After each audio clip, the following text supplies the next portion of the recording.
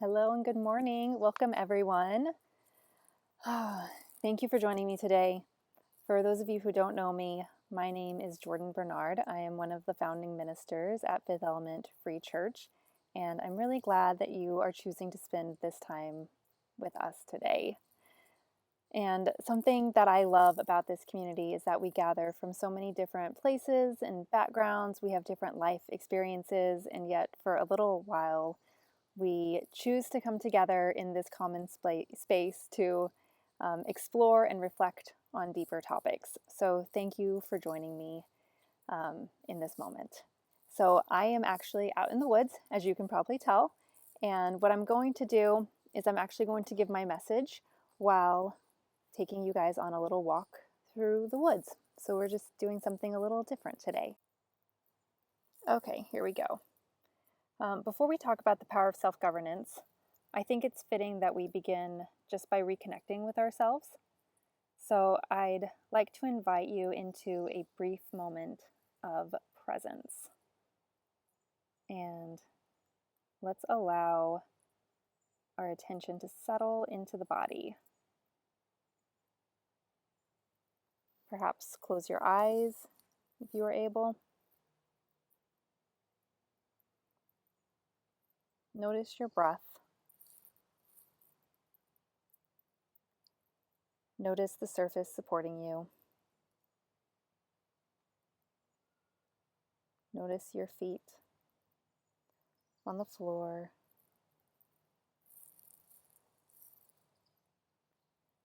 Notice any sounds around you.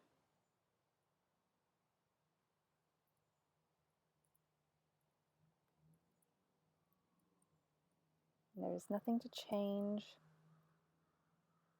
or to fix. Just notice.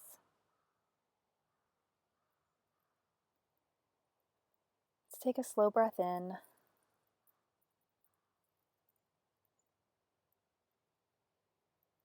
And a slow breath out.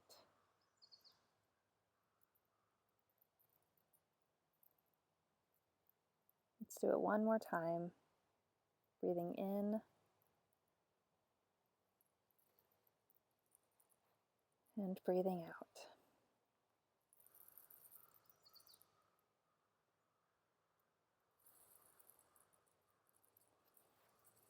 So as we get going, and from that place of noticing, I want to share what's been on my heart this month.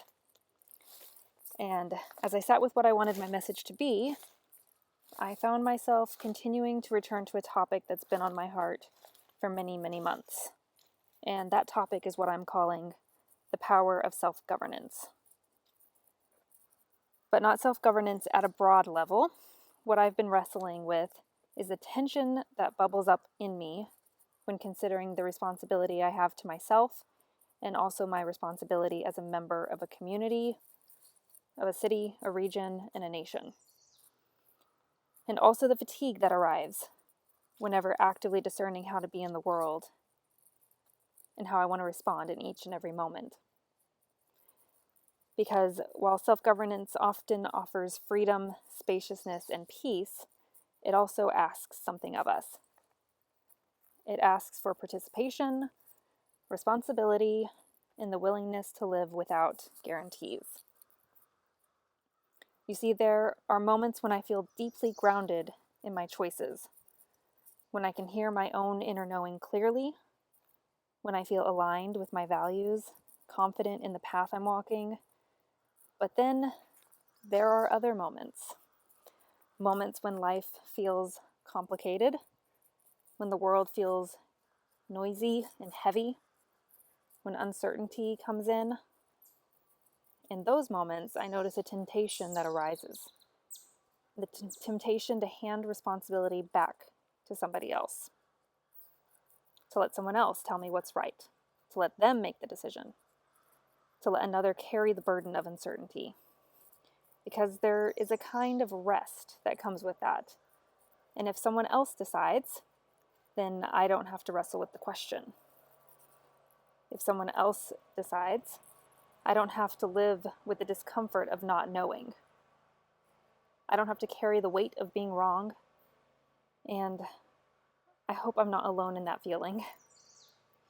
Sometimes it really is exhausting to choose, to constantly discern, to remain actively engaged in our own lives. But what I've also discovered is that while outsourcing my authority might bring a temporary relief, it doesn't bring peace. So I'd like to explore this topic with you guys, and I feel this is a good time considering this weekend many people across the United States will be celebrating Independence Day. There will be fireworks and gatherings, cookouts, and conversations about freedom. And while I've also been reflecting on those themes, I find myself returning to a deeper question. What does it mean to govern ourselves? So today I want to explore what self-governance truly is, why it matters, how we lose connection to it, and how discernment can help us wear the cloak of uncertainty with a little more wisdom and grace. To understand why this topic feels so activating for me, I want to begin by sharing the worldview I carried as a child. I spent much of my life believing that someone else knew better. Not because anyone explicitly taught me that. In many ways, it was simply how I learned to be in a world that always felt unsafe to me. As a child, I was deeply afraid of authority. I was afraid of disappointing my teachers, getting into trouble, making mistakes. And I wasn't just worried about doing something wrong. I was worried about even being near someone else who was doing something wrong. Because somewhere along the way, I learned that safety came from following the rules, doing the right thing, and avoiding mistakes. And while those lessons may have started with good intentions, they taught me something else as well. They taught me to look outside of myself for authority, outside myself for approval, for certainty. And as I got older, that pattern followed me into adulthood. I said yes when I wanted to say no. I followed paths that felt safe rather than paths that felt aligned. I collected credentials, sought approval. I told myself I was being responsible and a team player. And sometimes that was true, but there were also times when I was simply outsourcing my choices. Not because I lacked capability, but because the discomfort of standing up for myself felt unbearable. The cost of disagreement felt too high, and uncertainty felt too uncomfortable. So I deferred, and over time something happened. The further I moved away from myself, the more disconnected I became. Disconnected from my body, my intuition, my relationships, and my spirit. And eventually, life gave me a wake-up call, as it so often does for us. Years ago, while working in healthcare, I reached a point where I was experiencing severe anxiety and panic attacks. At the time, I didn't have language like self-abandonment. I couldn't have told you that I was disconnected from myself. I only knew that I couldn't keep living the way I had been living. Something had to change. And while there were many factors involved, one realization began emerging. The life I had built was based largely on what I thought I should do, or what was expected of me. What was safe, what was approved, and I had spent very little time asking an important question. What do I actually think and feel? What do I know? And perhaps even more importantly, what would happen if my voice was also considered in my decisions? Maybe not the only thing considered, but one that is honored equally, along with the sources outside of myself. Because that's a tension I think several of us live with. How do we honor our own knowing while remaining open to others? How do we belong without losing ourselves? How do we participate in our families, our communities, our workplaces, and our traditions without abandoning who we are? And for me, that question sits at the heart of self-governance. Over the years, I've come to believe something simple but important. The cost of belonging should never be self-abandonment. But even when we know that, even when we believe the cost of belonging should never be self-abandonment, there is still a hard part. We eventually must choose. We must choose to listen to ourselves, honor our intuition, practice discernment, remain connected to our values, and I think most people would agree with those ideas. The challenge comes when it's time to choose. But choosing carries weight. Choosing means responsibility. It means accepting that there are no guarantees. And I think this might be where many of us get stuck. Not because we don't know how to listen, and not because we don't have access to wisdom, but because we desperately want certainty. We want someone to tell us the right answer. We want a guarantee that things will work out.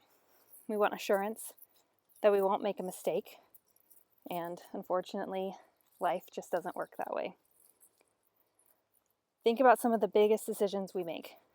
Careers, relationships, parenting, health. Rarely does a clear answer arrive with a flashing sign that says, this is the correct path. Instead, we gather information, seek advice, pray, reflect, listen, but eventually there comes a moment when we must choose. Not because we're certain, but because we are responsible.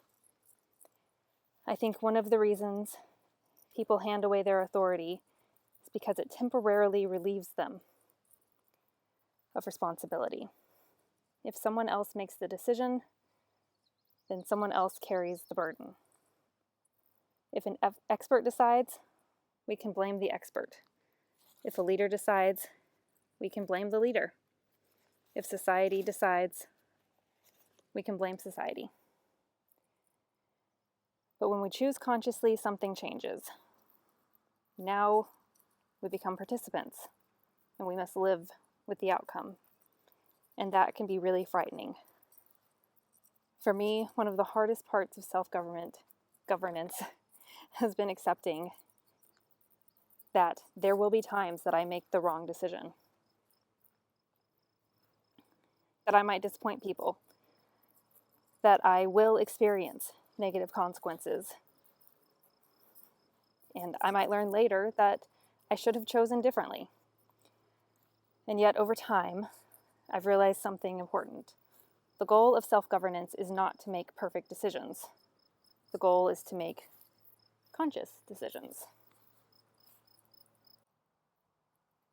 There is a difference. So you see, perfection is impossible, but consciousness is available every day. We can pause, listen, we can consider, and we can choose. And if we learn something new tomorrow, we get to choose again. That realization brought me tremendous relief because I no longer needed to bring perfection to the table. I only needed to be present. I only needed to participate, to remain connected to myself as I move through an uncertain world. And perhaps that is one of the greatest gifts self-governance offers. Not certainty, but a path forward. A way of moving through chaos.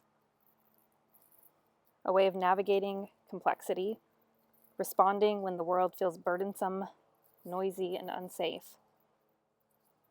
It doesn't remove uncertainty.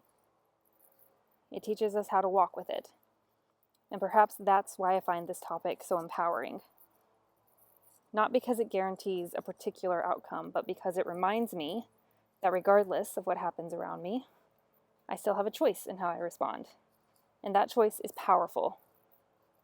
Self-governance is not the pursuit of certainty. It is the willingness to choose without it. So if self-governance isn't certainty and it's not perfection, why does it matter? What is it?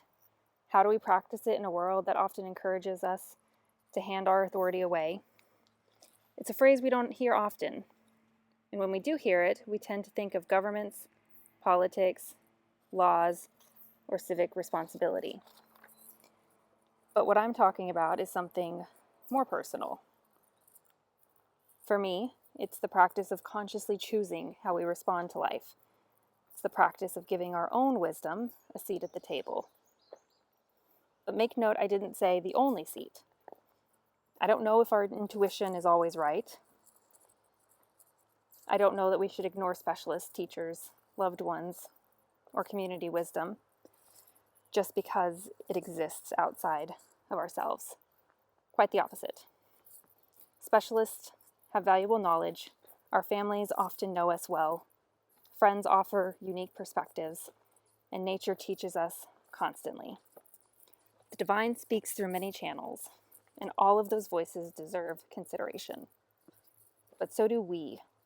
Our own knowing deserves to be honored.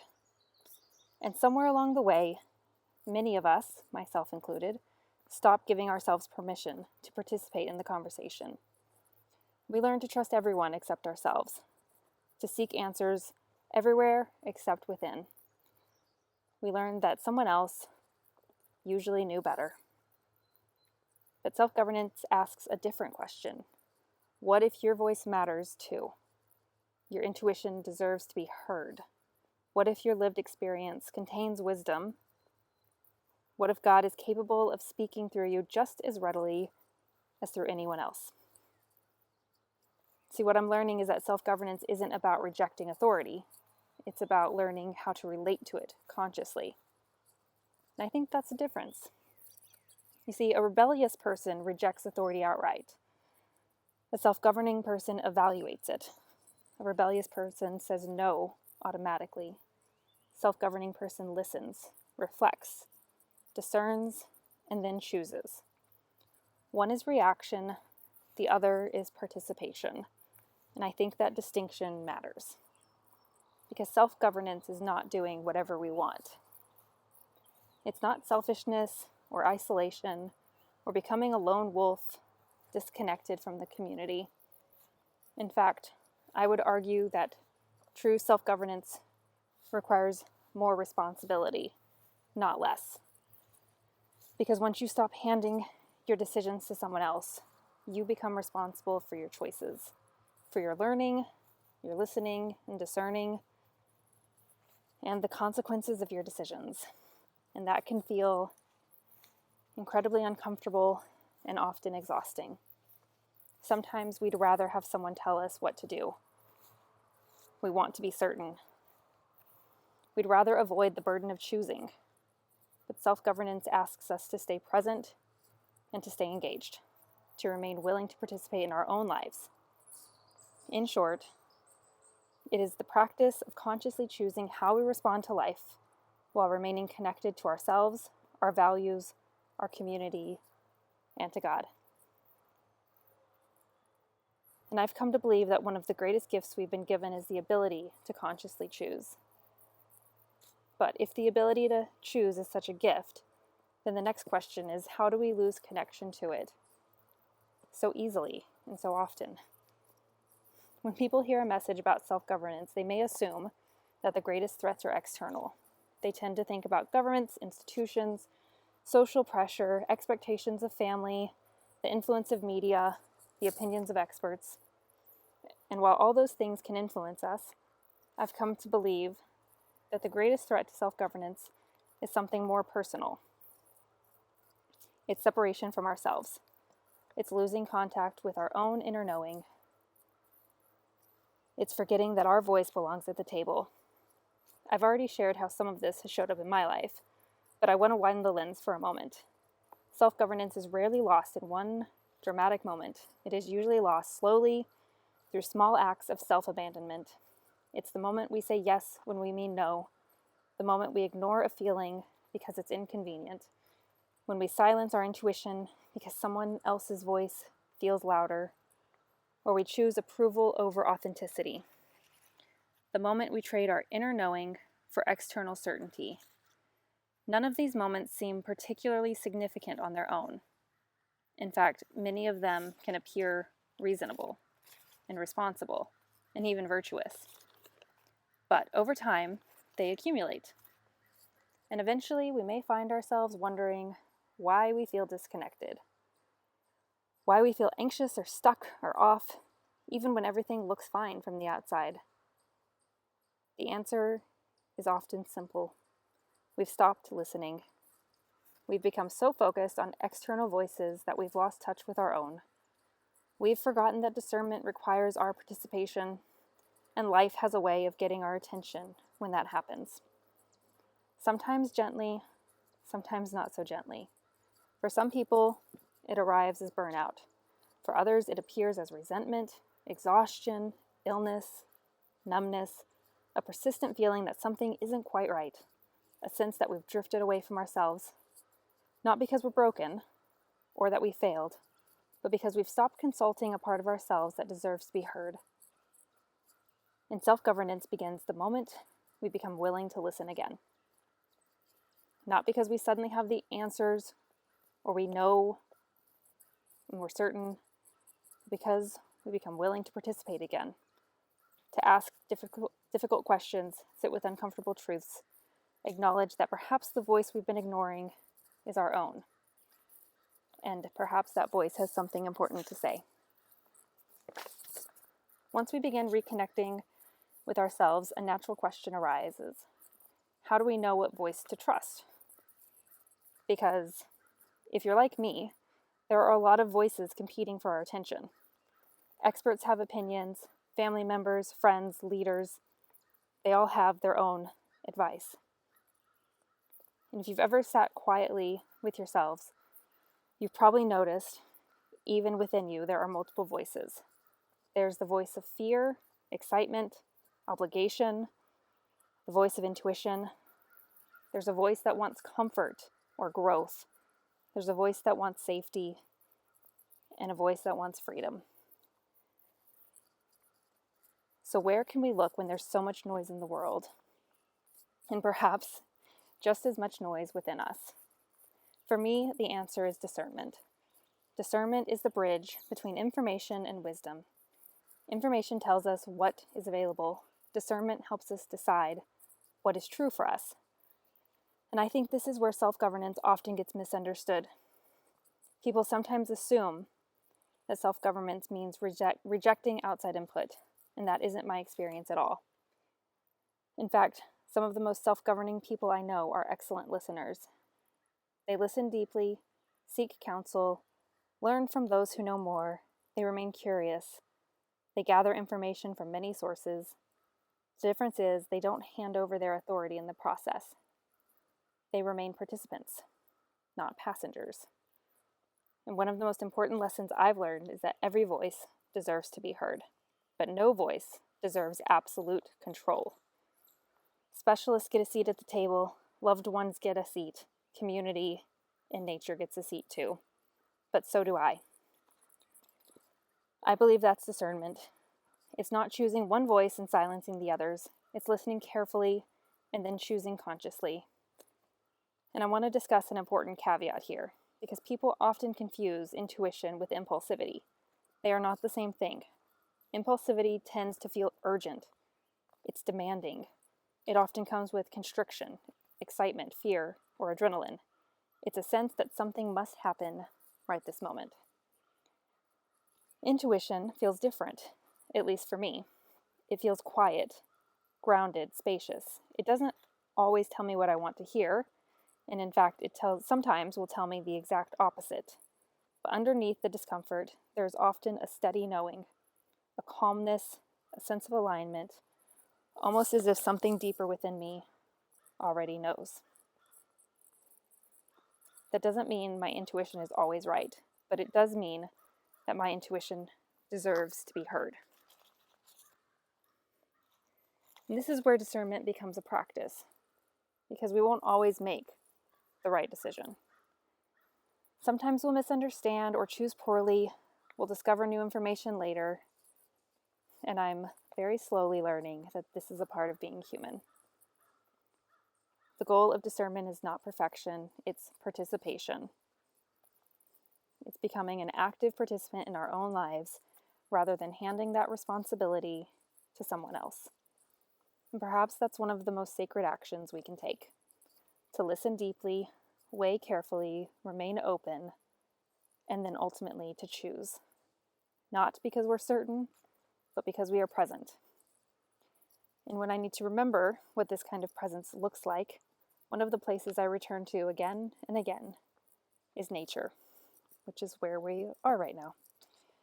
Nature has become one of my greatest teachers, not because it always gives me answers, but because it asks really good questions. When I look around the natural world, I don't see domination. I don't see endless control. I don't see a rigid hierarchy forcing everything into place. Instead, I see relationship, participation, collaboration. I see countless living beings interacting with one another in ways that are both independent and interconnected. Take this woods, for example. This woods doesn't have a CEO. There is no tree standing in the middle directing operations, and yet it thrives. Trees communicate through a vast underground network. They share nutrients. They support one another. When one part of the forest struggles, other parts often respond. There is order, there is structure, there's intelligence, but it emerges through relationship rather than domination. Let's also consider a flock of birds. Have you ever watched a flock suddenly change direction? Hundreds of birds moving together almost as if they share a single mind. And yet no individual bird is controlling the entire flock. Order emerges because each bird is aware of its surroundings and responding accordingly. That participation creates coherence. Then there are wolves, and I think wolves are one of the most misunderstood examples in nature. We often celebrate the idea of the lone wolf, the fiercely independent individual who needs no one. But that's not how wolves thrive. Healthy wolves belong to a pack. They cooperate, they contribute, they care for one another. Their survival depends on relationship. Yet belonging to a pack doesn't mean losing themselves. A healthy wolf doesn't cease being a wolf because it belongs to something larger. It remains fully itself while participating in community. And perhaps that's the lesson. Nature repeatedly demonstrates that belonging doesn't require self-abandonment. You don't have to lose yourself in order to be part of something larger. You don't have to surrender your voice to contribute to your community, or abandon your intuition to respect expertise. You don't have to reject others in order to honor yourself. Nature shows us a different way, a way where individuality and community coexist, where autonomy and cooperation are not opposites, where self-governance and belonging strengthen one another. And perhaps that's the reason why many of us feel nourished when we spend time outdoors. Nature reminds us of something we've forgotten, that we were never meant to choose between ourselves and our community.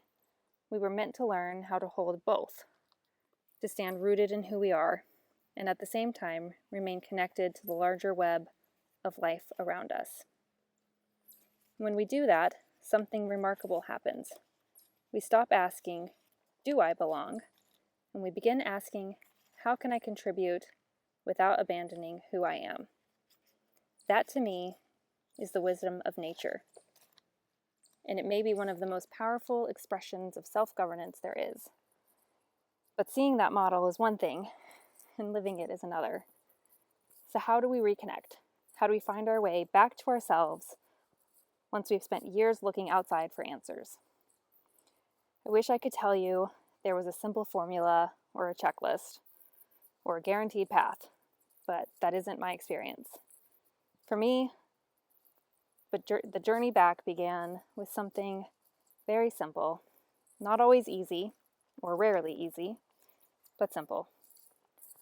I got quiet. Not all at once, but little by little, I started creating space away from the noise, from constant input, from everyone's opinions, from the endless stream of information telling me what I should think or believe or do. And in that quiet, I began hearing myself again. Not loudly or dramatically, just a very gentle knowing that has always been there. A voice that never really disappeared. It was just something I stopped listening to. And one of the most important shifts I made was that I stopped treating my voice as less important than anyone else's. I didn't elevate it over all the other voices. I didn't decide that I suddenly knew everything, but I did give it equal weight. For much of my life, everyone else got a vote, but somehow I wasn't allowed one. And reconnecting meant pulling up a chair and finally sitting at the table, acknowledging that my experience mattered too. My intuition mattered, my wisdom. Not more than everyone else's, but certainly not less either. And that process wasn't always comfortable. Sometimes my intuition asked me to make difficult choices, to challenge familiar patterns. Sometimes it required me to disappoint people, to disappoint the version of myself I thought I was supposed to be. But there were also moments, and there were moments when it would have been easier to return to outsourcing my authority, to let someone else decide, to let someone else carry the responsibility and tell me who I should be. But when I did backtrack and do that, I felt smaller. And every time I chose to stay connected to myself, even when it was most difficult, I felt more whole. Not more certain with my path, but more whole. And that's an important distinction because I think many people assume that alignment feels like certainty. That if we're on the right path, we'll never question ourselves, we'll never doubt or struggle. And that hasn't been my experience.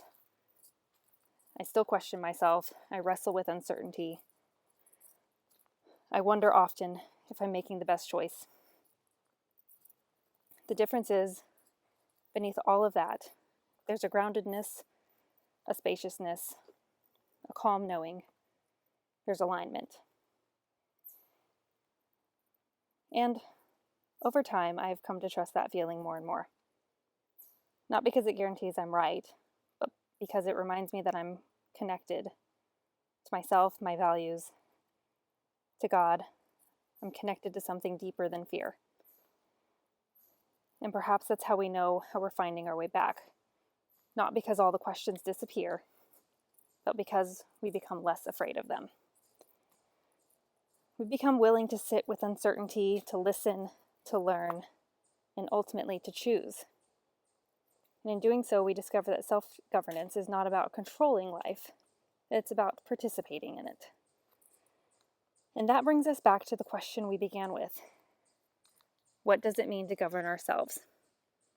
When I first started exploring this idea, I thought self-governance was mostly about independence. I thought it was about strength, standing on my own, rejecting outside opinions. And while there may be some truth in that, I've come to see something deeper. Self-governance is not really about isolation or control. It's about relationship. Relationship with ourselves, our communities, nature, and God. At its heart, self-governance is the practice of remaining connected while choosing consciously.